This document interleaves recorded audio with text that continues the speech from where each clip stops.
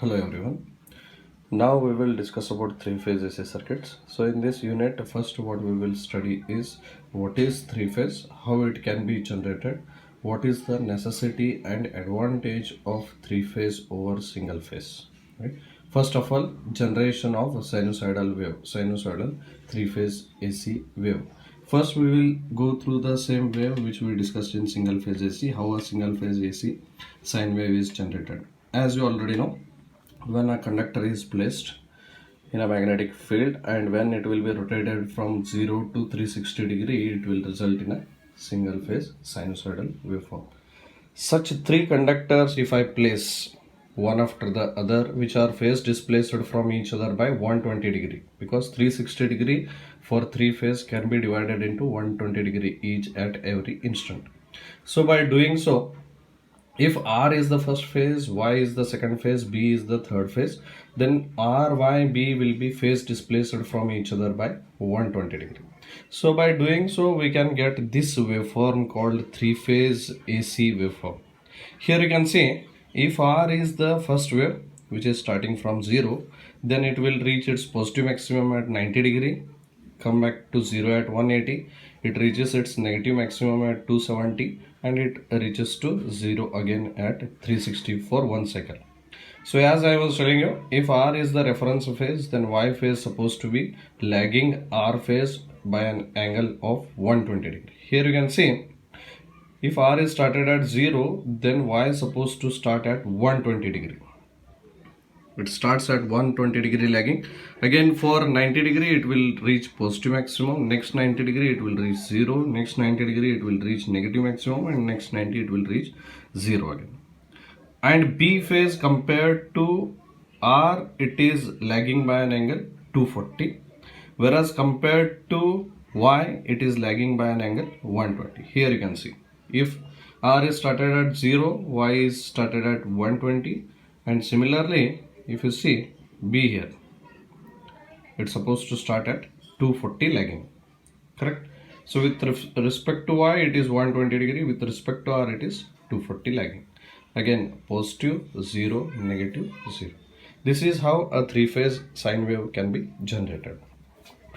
So this is graphical representation of a three-phase sinusoidal wave, whereas mathematically you can say, instead of R, Y, B, if I take A, B, C, then R phase voltage is Em sin omega t, then Y phase voltage supposed to be lagging by 120, which can be mathematically given by Em sin omega t minus 120.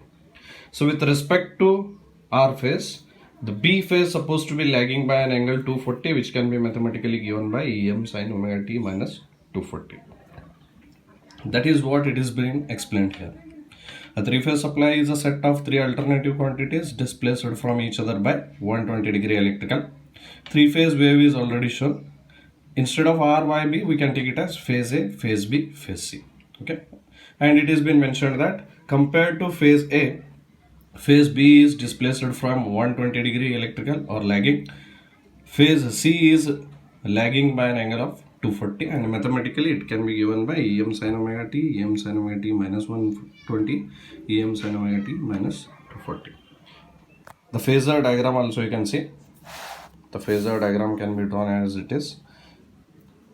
If reference is R, then the R voltage, compared to R voltage, the Y voltage will be lagging by an angle 120.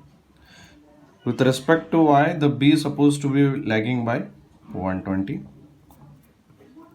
whereas with respect to R it's supposed to be lagging by 240. This is what we discussed. Clear?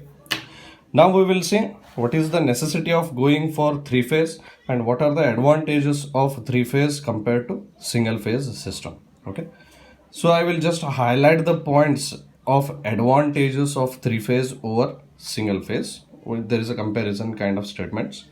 First point, you can see in the statement, a three-phase power has constant magnitude. Indirectly it means that it is not possible in single phase. A three-phase system can set up a rotating magnetic field, famously known as RMF. RMF is possible in three-phase, which is not possible in single phase. That is one of the advantage. Third point, as you can see, For same rating, three-phase machines are smaller in size, simpler in construction, and have better operating characteristics. For example, if I have a 5 HP single phase machine and 5 HP same rating three-phase machine, then compared to single phase 5 HP machine, a three-phase 5 HP machine will be smaller in size, simpler in construction, and can give me the better operating characteristics. Clear? The next advantage being to transmit the same amount of power over a fixed distance at a given voltage, the three-phase system requires 3/4 of the weight of copper as required by a single-phase system. For example, think that we are transferring the power from Bijapur to Almaty. One is through single-phase system, one is through three-phase system. So, between the same distance, same amount of power we are transferring. Think that it is 100 watt, just for your understanding. If the 100 watt power is transferring from Bijapur to Almaty, one is through single phase system, one is through three phase system, then according to this statement, the copper required by three phase system is 75% of what it would have required if it was a single phase system. For example, if 100 kg of copper I require for transferring 100 watt of power from Bijapur to Almaty, to transfer same amount of power 100 watt from Bijapur to Almaty, if I use three phase system, then only 75 kg of copper is sufficient. Okay. Next advantage being the voltage regulation of three phase transmission line is better. Next is three phase motor have absolutely uniform torque. Single phase motors are not self-starting. We can see in the next module that why it is not self-starting, but as of now just understand that single phase machines are not self-starting, whereas three phase motors are self-starting. The last point being, in case of three phase star system, two different voltages can be obtained and are between a line, and one is between the line and the neutral, called as phase voltage, one is called as line voltage. So these are the advantages of three phase over single phase system. Okay, the related definition we will see. The first definition being a phase sequence. As you already know, the sequence is nothing but a order. The order in which the voltages in phases reaches their maximum positive value is called phase sequence. For example, if I consider this three phase wave, here you can see first R phase is reaching its maximum value, then Y phase is reaching its maximum value, then B phase is reaching its maximum value. If I take a sequence, then first is R, then is Y, then is B. So the phase sequence for this particular example is R, Y, B. This is what we call as a phase sequence. Okay. Then we come across three phase balanced supply and balanced load.